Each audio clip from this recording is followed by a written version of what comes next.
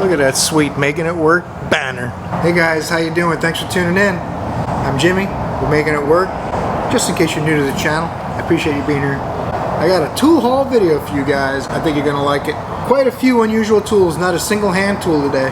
But we got tools from Astro, we got tools from Gearwrench, we got a couple other little tools from Eastwood. I think you guys will dig.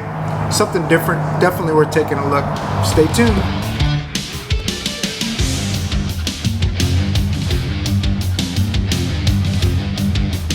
Alright, I'm going to move the camera in a little tighter.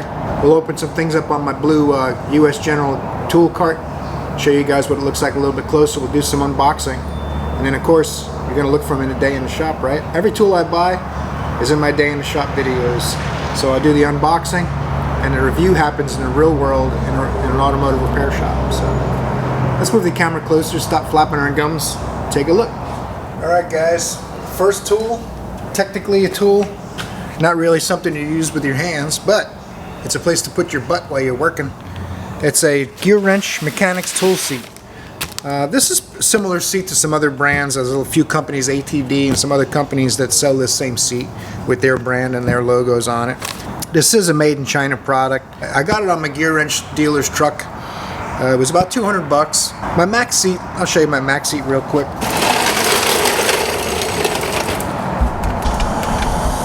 My Mac tool seat, the cushion's totally blown out. When you sit on it, it goes down on the metal bracket underneath it.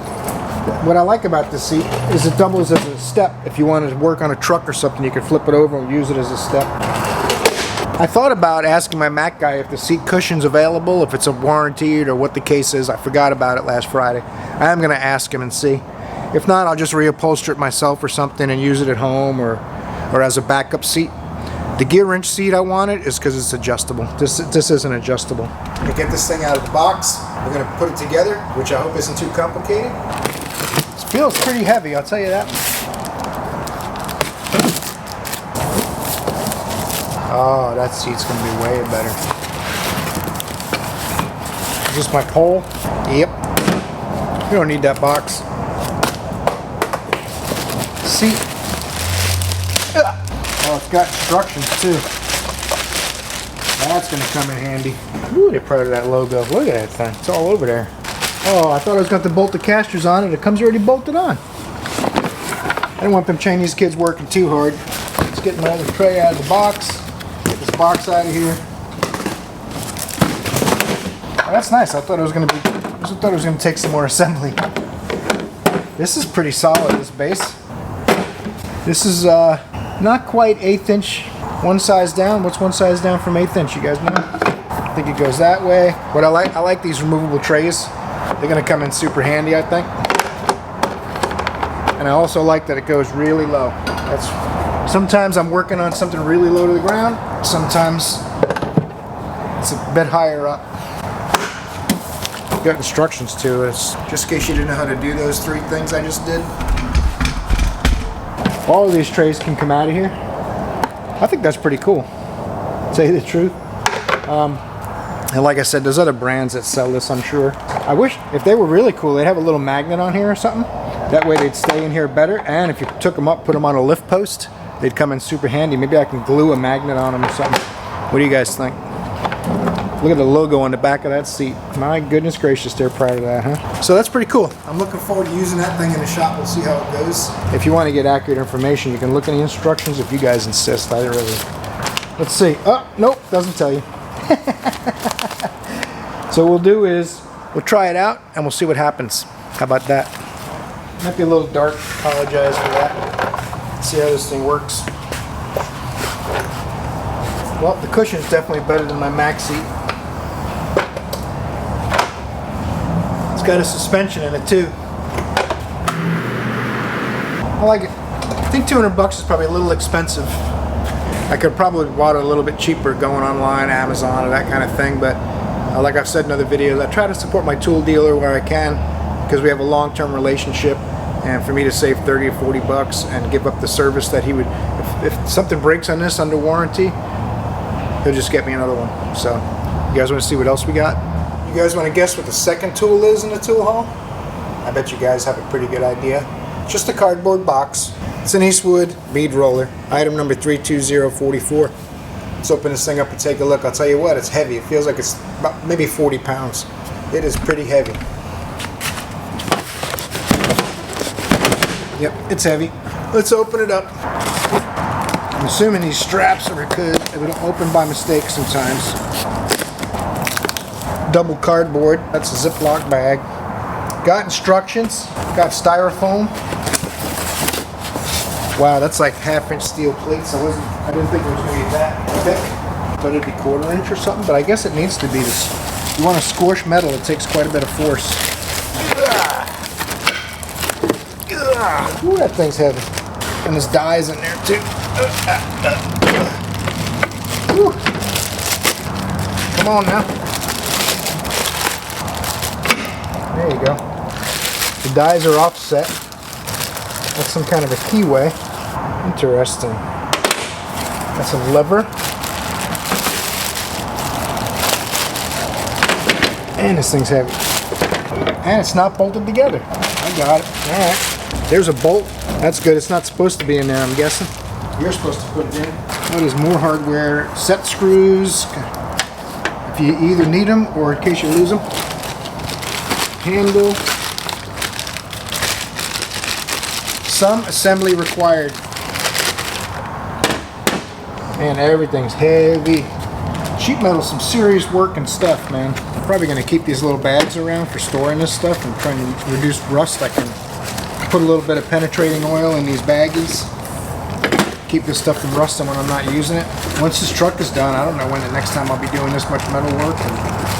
But the good thing about this panel, M. Leeser will probably know a lot more about this kind of stuff because you can make, he had a lot of experience making race car panels and stuff like that.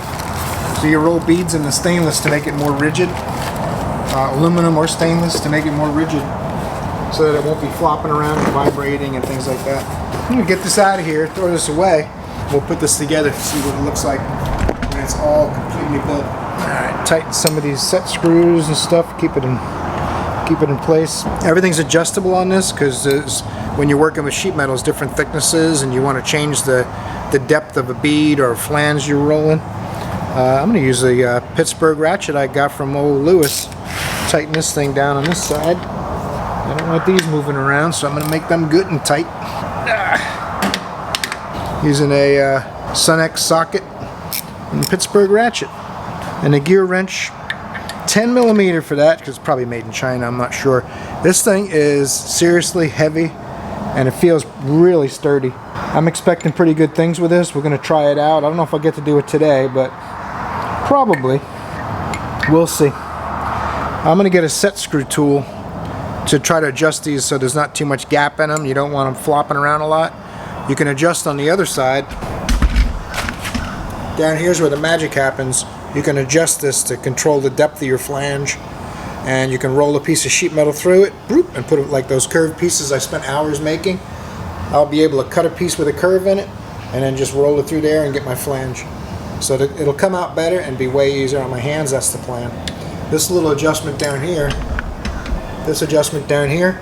tensions these together to control how much pressure is being put on the sheet metal. You go through one pass, you turn this a little bit, go through another pass, turn it a little bit, and you get a feel for how much to go at a time so you get the appearance you want, the finished result you want, right? So this comes with multiple rollers, large and small rollers. Of course, you got to get a match set. It's 3 different sizes. 1/4 inch. This is about 3/8 to 1/2 inch, I'd guess. And the other one is in between. Okay, this must be 3/8, the other one's 1/2 inch, this is 1/4 inch. So there's 3 different size male and female dies, they're all paired. Of course, you can mix and match however you want and get different effects however you want, right? That's the whole point of custom making stuff. So this one would go with this one. Pretty cool. I'm looking forward to playing with this a little bit. It is heavy. I'm going to tighten some of these set screws and get this thing buttoned up, ready to put to use. And then we'll show you what else we got. What I'm going to do now is use a piece of sheet metal to set the thickness. I don't want the sheet metal too bent though. I'm going to tighten this set screw with the sheet metal piece in there that I want to bend. so that there's enough room that it's not going to deform the sheet metal, it's just going to bend the sheet metal, if that makes sense.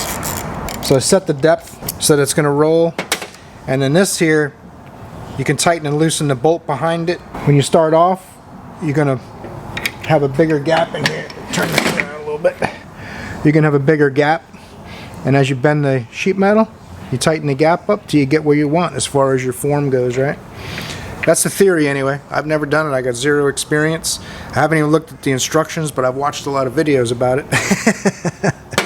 So it'll be in my videos. I'm going to throw some grease in here, get this thing all ready to go, mount it in the vise. We'll play with it a little bit today. Alright, let's try this on a piece of metal. I think that I'm going to feed this in here, and I'm going to tighten this down. Oop, pushed it back out. I think that's why they want you to make the piece larger than what you're going to work with, and then you cut it away afterwards, because I'm using a pretty small piece. Tighten a little lock nut back here, so you're not only relying on this to hold it. This is to adjust it, and this is to hold it in place. Now, I think I have these dies right.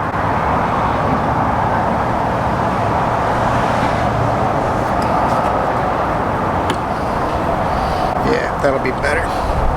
Take a few passes, and I can adjust it further and further as I go. Each pass, I can tighten it some more if I want to make a better bead. I was really hoping that was going to be deeper. I might have to order some different dies that are deeper, because I'm going to need a little bit more offset than that. But you get the basic idea. It looks like a wheel well, or a piece of a quarter panel in miniature. Let's move on to the next tool. I'll figure this out separate. Okay guys, third tool, Astro under hood light. I sold Joe my snap-on under hood light because his cord went bad, and the cords are like $115 separate from the light. So I bought this whole Astro under hood rechargeable light. It comes with a cord and everything for 99 bucks, less than the snap-on extension cord. So anyway, enough about that. Let's open this thing up, see what it looks like. Pretty big box, not very heavy though. Oh, a box in a box. That's exciting, you get to open it twice. Nothing wrong with that. Come on now. You're gonna make me open this box all the way too, huh? Alright. That's what you want? That's what we'll do.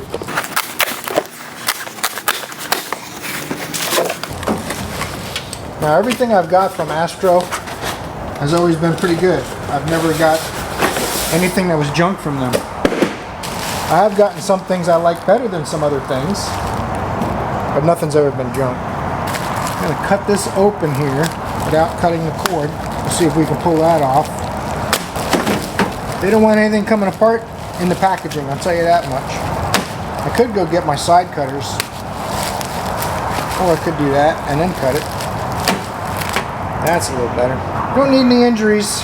Get this little bread wrapper tie off here. Not sure what to expect with this, but basically an LED light strip that's rechargeable. Let's see if it has any power to it. Oh yeah. Sorry if I blinded you guys. That's pretty cool. Shows you state of charge. The ends that hook it onto the hood, let me shut that off. The ends that hook it onto the hood pivot, and they extend for wider and narrower hoods and all that kind of stuff. It's really lightweight. My snap-on light that I sold Joe for 100 bucks probably weighs double what this weighs. That's just a total guess, but it's something like that. It's pretty heavy. Compared to this light is light. One's not bad or good, but just observation.